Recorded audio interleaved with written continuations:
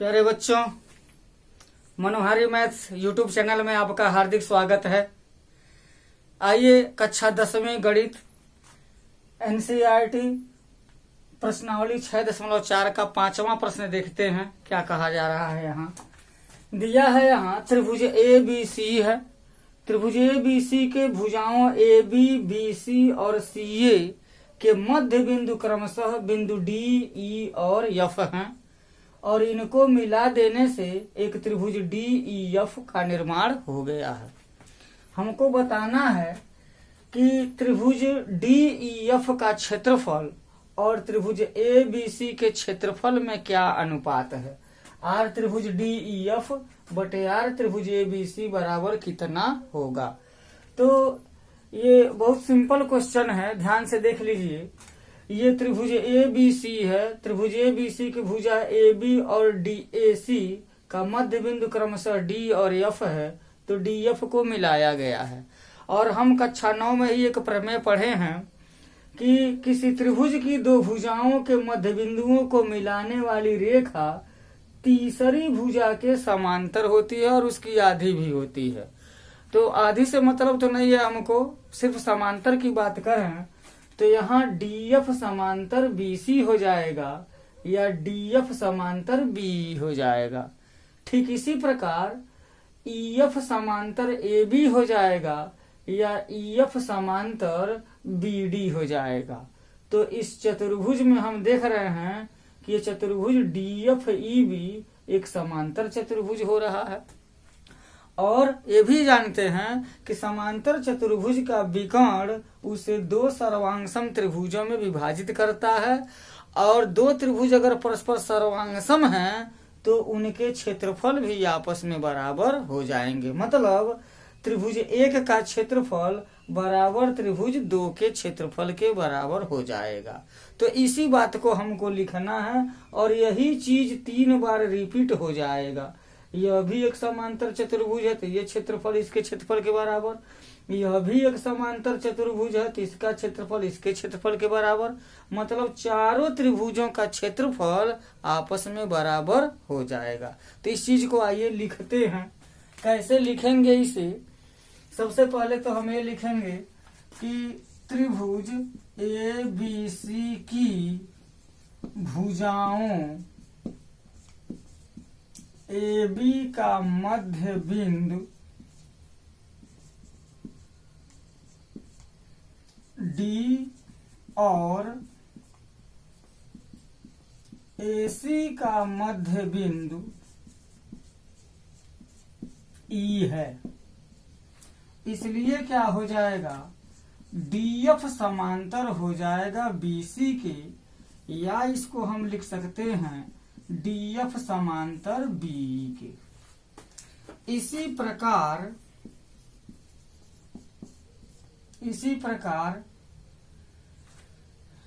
BD समांतर EF भी हो जाएगा। तो यहाँ पर हम लिख सकते हैं यह 1 है और यह 2 है, तो 1 और 2 से क्या मिल जाएगा, 1 और 2 से चतुर्भुज BEFD एक समांतर चतुर्भुज होगा। और जब BEFD एक समांतर चतुर्भुज सिद्ध कर दिए तो DE उसका विकर्ण है, तो क्या हो जाएगा, विकर्ण उसको 2 बराबर क्षेत्रफल वाले त्रिभुजों में बांटेगा। इसलिए क्या हो जाएगा, आर त्रिभुज 1 बराबर आर त्रिभुज 2 हो जाएगा। त्रिभुज का नाम नहीं लिख रहा हूँ, ये त्रिभुज नंबर 1 2 3 4 से ही काम चल जाएगा। यहाँ पर हम इसको लिख सकते हैं, 3 लिख सकते हैं। इसी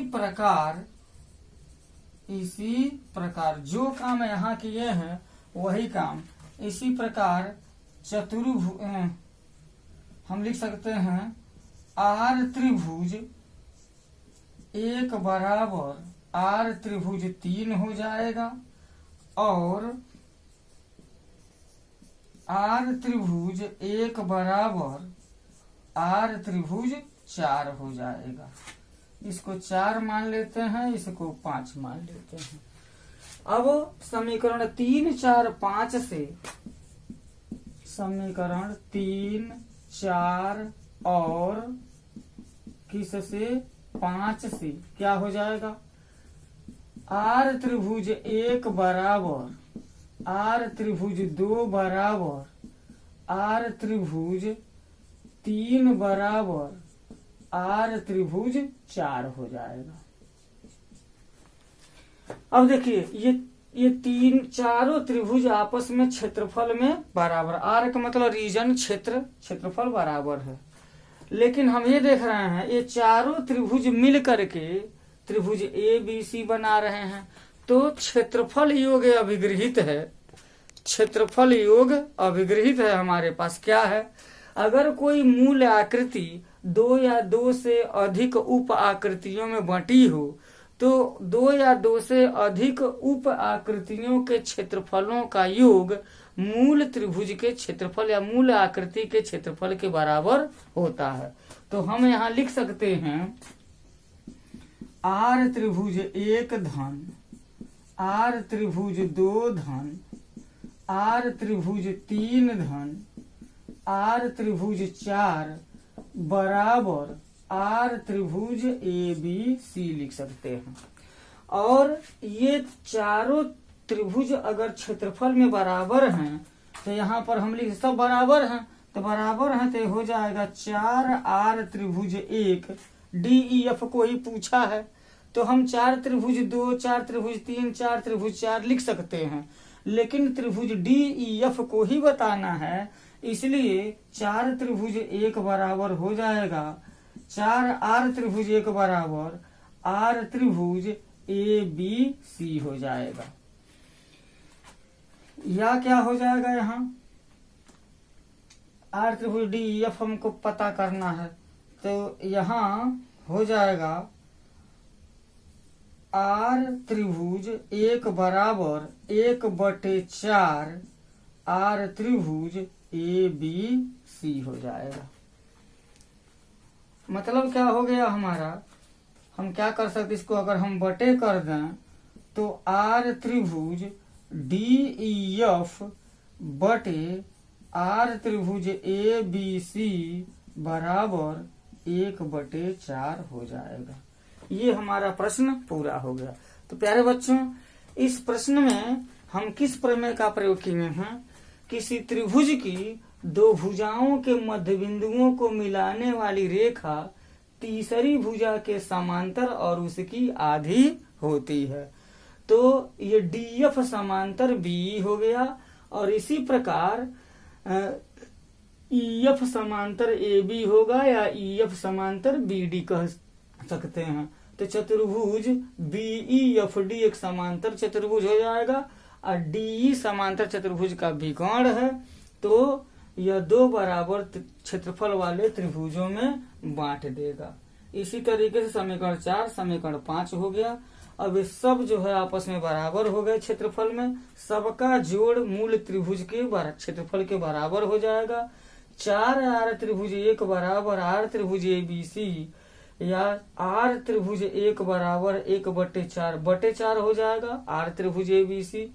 अब इसको हम बटे करते हैं तो आर त्रिभुज 1 का नाम रख देते हैं डी ई एफ बटे आर त्रिभुज ए बी सी बराबर 1/4 हो जाएगा।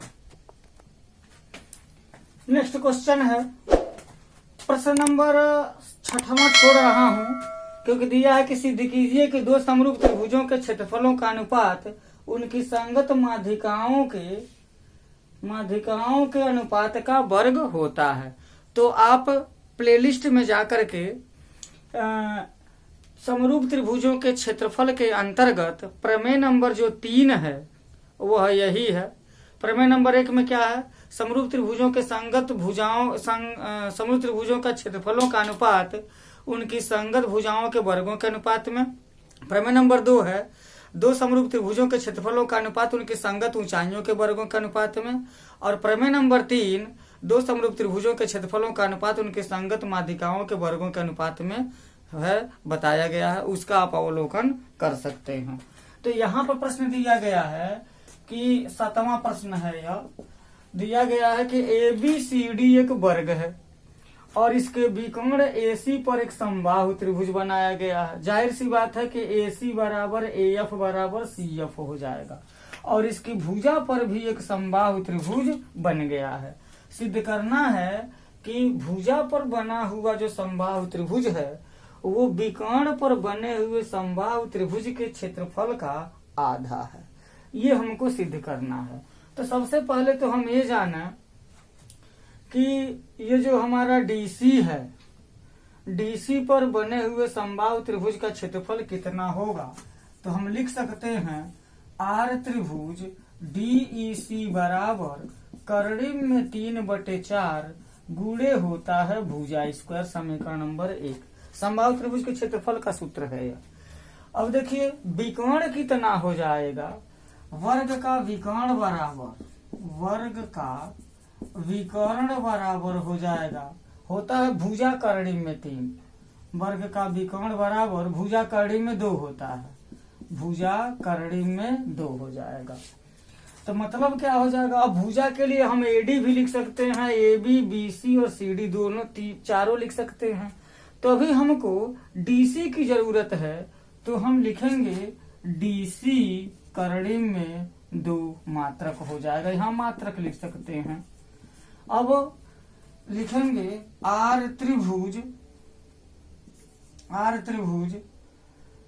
ACF, यानी कि जो विकर्ण पर जो त्रिभुज बना है समबाहु त्रिभुज, उसका क्षेत्रफल कितना होगा। तो कर्णिम में 3/4 गुणे भुजा यानी कि DC कर्णिम में 2 का हो जाएगा वर्ग। तो बराबर क्या हो जाएगा, कर्णिम में 3/4 हो जाएगा DC स्क्वायर गुणे 2 हो जाएगा, गुणे 2 होगा। अब 2 से 2 हम इसको काटिए मत, ऐसे ही रहने दें। ये समीकरण नंबर इसको हम 2 लिख सकते हैं।